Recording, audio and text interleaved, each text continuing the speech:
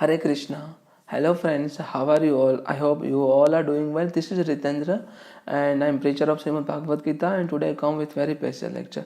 Today I am going to talk about self-respect, आत्मसम्मान. आत्मसम्मान क्या होता है उसके बारे में बात करेंगे.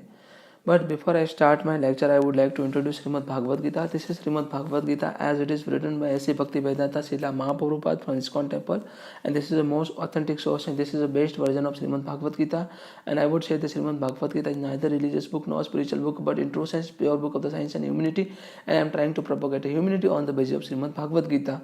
Srimad Bhagavad Gita, I am trying to morally motivate to those people who are actually frustrated and attempted to commit suicide on the basis of Srimad Bhagavad Gita. And we all have to read Srimad Bhagavad Gita in our daily life, because Srimad Bhagavad Gita is not religious book. We don't have to keep Srimad Bhagavad Gita into temple and just only worship. True worship of Srimad Bhagavad Gita is to follow Srimad Bhagavad Gita in our daily life.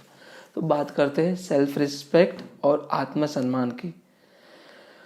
तो एक there is a thin line in between the pride and self respect, आत्मसम्मान. ये video मुझे इसी मतलब एक particular person के लिए बनाना पड़ रहा है जो मेरे दिल के बहुत करीब, उनके लिए बनाना पड़ा है. आत्मसम्मान और अहंकार दोनों के बीच में उनको मतलब पता नहीं, उनके लिए मुझे वीडियो बनाना पड़ रहा है. And now that person is not talking with me because she felt that I have hurted her self-respect. But today I am going to make all of you understand about the difference between the self-respect and pride. अहंकार क्या होता है, Lord Krishna क्या कहते हैं, what is a self? First I just want to ask all of you, what is a self? Lord Krishna said, what is the self? As we say in Srimad Bhagavad Gita, self is defined as Atma. हम अपने आप को आत्मा के रूप में define करेंगे. The spiritual being वो इनहिबिट इन द बॉडी. जो स्पिरिचुअल थिंग है, जो हमारे शरीर में, हमारे मटेरियल बॉडी में जो 26 एलिमेंट से बना हुआ है, उसमें कुछ एनर्जी रहती है, स्पिरिचुअल एनर्जी, उसको हम आत्मा कहेंगे. And this body is a medium through which the soul function and specifically serve Krishna. Listen it very carefully. This body is the medium through which the soul function and specifically serve Krishna. There are many ways the embedded soul must show the tolerance in service to Krishna that would be classified as a self-respect. There are many ways the embedded soul must show the tolerance. हम कुछ सह पाते हैं या सहमाते हैं, मतलब सह लेते हैं, thus all things in a Krishna consciousness, that is called self-respect. For example, demanding no reward. मतलब ऐसी चीज़ का डिमांड कर रहे हैं जिसका कोई रिवॉर्ड ही नहीं है. और सर्विंग द सेल्फलेसली, अपने आप को मतलब लॉर्ड कृष्णा को सर्व कर रहे हैं सेल्फलेसली. अगर हस्बैंड वाइफ का रिलेशन होता है ना, तो सेल्फलेसनेस रिलेशन होता है, सेल्फलेस रिलेशन होता है. अगर चाहे हस्बैंड गुस्सा करे या वाइफ गुस्सा करे, there should be a mutual understanding. Husband को समझना चाहिए वाइफ की मेंटल कंडीशन और वाइफ को समझना चाहिए हस्बैंड की मेंटल कंडीशन.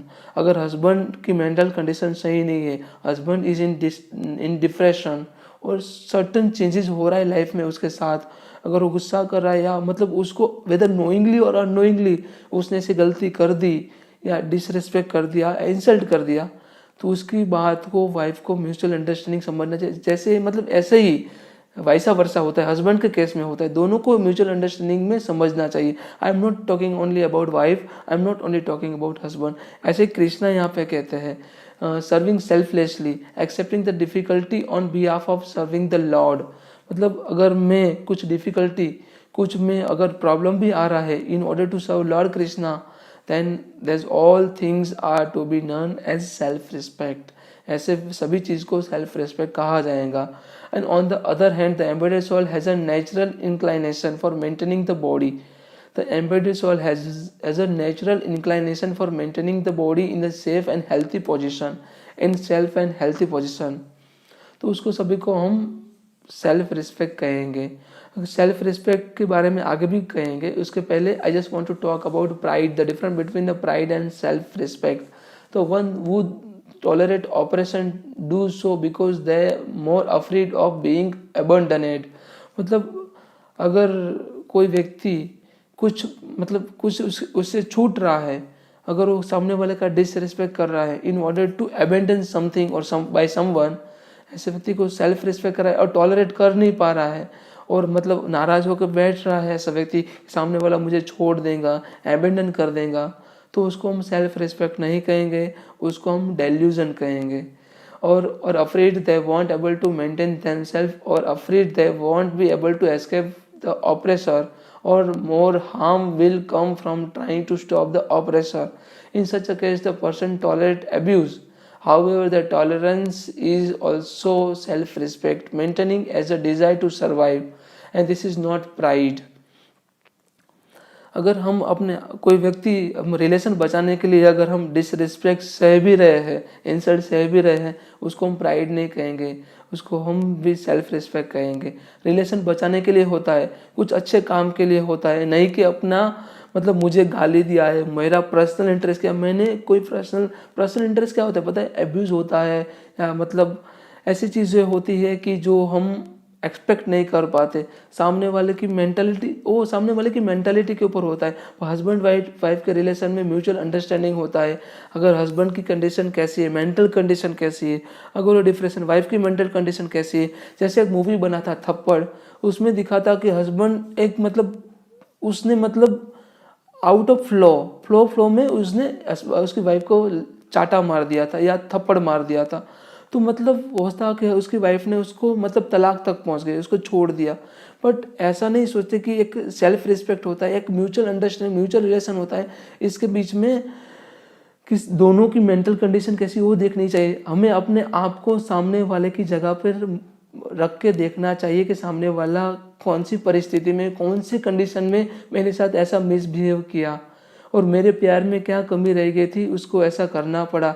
मेरी कौन सी लेक रह गई थी, मेरी कौन सी कमी रह गई थी मेरे हस्बैंड को या मेरी वाइफ को समझने के लिए। तो मतलब एक अंडरस्टैंडिंग होता है, उसके बेसिस पे सब कुछ होता है। अगर मेरी मेंटल कंडीशन ठीक नहीं है, अगर मैं मेरी वाइफ का डिसरिस्पेक्ट कर रहा हूँ, तो उसका मतलब ये नहीं कि मैं मतलब मेरे दिल से निकल रहा है हो। मतलब कोई कंडीशन ऐसी, कोई परिबड़, कोई फैक्टर ऐसे है जो मुझसे वो कार्य करवा रहे हैं। तो Lord Krishna further said, pride क्या है, प्राइड क्या है उसके बारे में बात करेंगे। Pride is when a person thinks act and is motivated by desire to gratify the sense just to enjoy even the expenses of others। मतलब दूसरों का खराब हो रहा है, उसके बावजूद भी हम अपने सेंसेस को, सेंस ऑफ ग्रेटिफिकेशन को उससे मोटिवेट होके उसको सेटिस्फाई करने के लिए अगर कोई कार्य कर रहे हैं, उसको हम प्राइड कहेंगे। जैसे मतलब अगर कोई मतलब एक्ट है ही नहीं, हस्बैंड वाइफ में प्यार होता है, सेल्फलेसनेस होता है। अगर आप बोलेंगे मेरे वाइफ ने मुझे डिसरिस्पेक्ट किया, मेरे हस्बैंड ने मुझे इंसल्ट किया, मेरी वाइफ ने मुझे इंसल्ट किया, तो उसका मतलब है कि आपका सेल्फलेसनेस लव नहीं है, ट्रांसेंडेंटल लव नहीं है। ट्रांसेंडेंटल लव में हमेशा प्यार देना होता है, म्यूचुअल एक मतलब प्यार के बदले प्यार होता है। मीन्स प्यार के बदले नहीं, if you are giving love to someone then you will surely get same amount of love, but there should not be expectation, there should not be personal interest, there should be love toward the soul.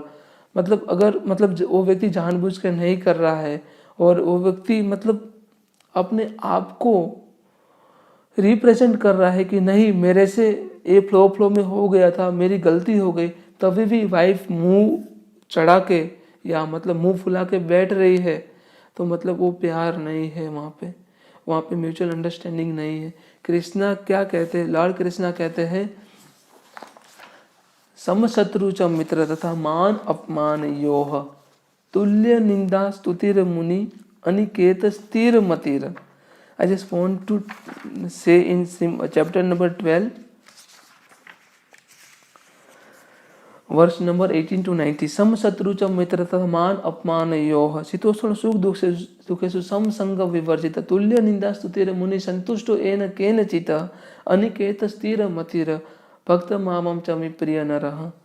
The one who is equal to friend and enemy, friend और enemy के बीच में मतलब एक समान कैसे रह पाते हैं, एक समान वहीं पे रह पाते हैं जहाँ पे हम मान और अपमान को एक समान दृष्टि से देखें, मान और अपमान में हम विचलित ना हो। We equipoise in the honour and dishonour, चाहे रिस्पेक्ट हो या डिसरिस्पेक्ट हो, वो दोनों चीज़ों में हम एक समान हो, चाहे हीट हो या कोल्ड हो, चाहे ठंडी हो या गर्मी हो, दोनों में एक समान हो, चाहे खुशी हो या दुख हो, दोनों में एक समान, चाहे फेम हो या इनफेमी हो, दोनों परिस्थिति में एक समान रहे, who is always free from the contaminating association, always silent and self-satisfied with anything, who doesn't care for any residence and fixed in knowledge, who is engaged in devotional service.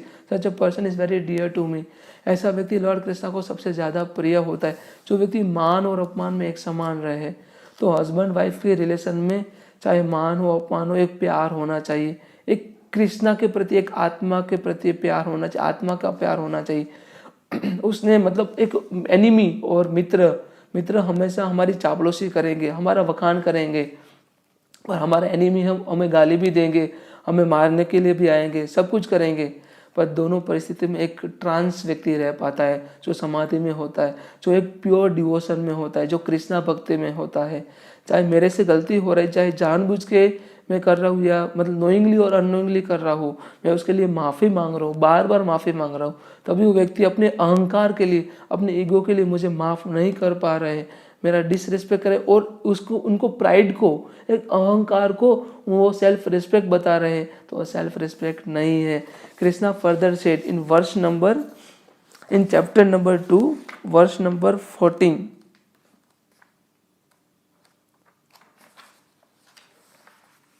Verse number 14 chapter number 2, मात्र स्पर्शस्तु कौन्ते शीतोष्ण सुख दुखे सदा अगम पापिन्यु नित्य से तमस तेतिकाक्षा भारत। यहाँ पे कृष्णा कहते non permanent appearance of the disappearance of happiness and distress and honour and dishonour. कोई आपका रिस्पेक्ट कर रहा है या डिसरिस्पेक्ट कर रहा है, तो वो सभी कहाँ से आता है? वो सभी मतलब नियति अपना कार्य करवाती है, नियति के काम में निमित्त बनते। जब लॉर्ड कृष्णा को, मैं आपको एक एग्जांपल देता हूँ, जब लॉर्ड कृष्णा को माता गांधारी ने श्राप दिया था कि मेरा जैसे कुल का नाश हुआ है वैसे ही तुम्हारे कुल का नाश होगा वासुदेव, तुम वन में अकेले किसी पक्षी या किसी वन्य पशु के आधारित, वन्य पशु के मतलब माफिक तुम्हें किसी शिकारी के हाथों बेच दिए जाओगे, तुम्हारी जो सोना की द्वारका नगरी है वो पूरी मतलब समुद्र की आग से वो पूरा पिघल जाएंगी। ऐसा श्राप दिया था कृष्णा को। तो कृष्णा ने उसके श्राप के बदले क्या क्या पता है? कृष्णा ने बोला आज तक मैंने सभी माताओं का आशीर्वाद ग्रहण किया है, आज ये वासुदेव कृष्ण माता गांधारी का श्राप भी एक्सेप्ट करता है, श्राप का अभिवादन करता हूँ मैं। मतलब जब मेरे वंश का नाश का समय आएगा तो सबसे पहले मैं अपने सुदर्शन से प्रहार करूँगा माता। जैसे मतलब युद्ध मैदान में कुरुक्षेत्र में जब मतलब दुर्योधन की जब जंगा टूटी थी, जो वो चीख मेरी थी, मैं ही आपका मित्र हूँ माता, मैं ही आपका शत्रु हूँ। ऐसे कृष्णा माता गांधारी को कहते हैं और आश्वासन देते हैं कि आपसे कोई भी अनुचित कार्य नहीं हुआ है, आप तो खाली नियति के काम में निमित्त बनते हैं, नियति अपनी योजना के अनुसार कार्य करते हैं। जैसे मैं अपनी वाइफ के साथ मैंने मिसबिहेव किया, जो भी इंसल्ट किया, जो भी किया मैंने, और नियति ने मेरे साथ मेरे द्वारा एक कार्य करवाया। मेरा कोई इंटेंशन नहीं था, फ्लो में हो गया, क्योंकि मेंटल कंडीशन ऐसी थी, मतलब परिस्थिति ऐसी थी कि ऐसा हो गया या ऐसा शायद होने वाला था। कृष्णा भी ऐसा चाहते थे, क्योंकि इसी से रिलेशन स्ट्रांग बनता है। तभी I would apologise for my mistake. I just want to get a pardon from particular person to whom I have disrespect. So thank you so much. I hope you all can understand. And if you are having any question, any doubt, then please kindly put a comment. Thank you so much. Hare Krishna. Radhe Radhe.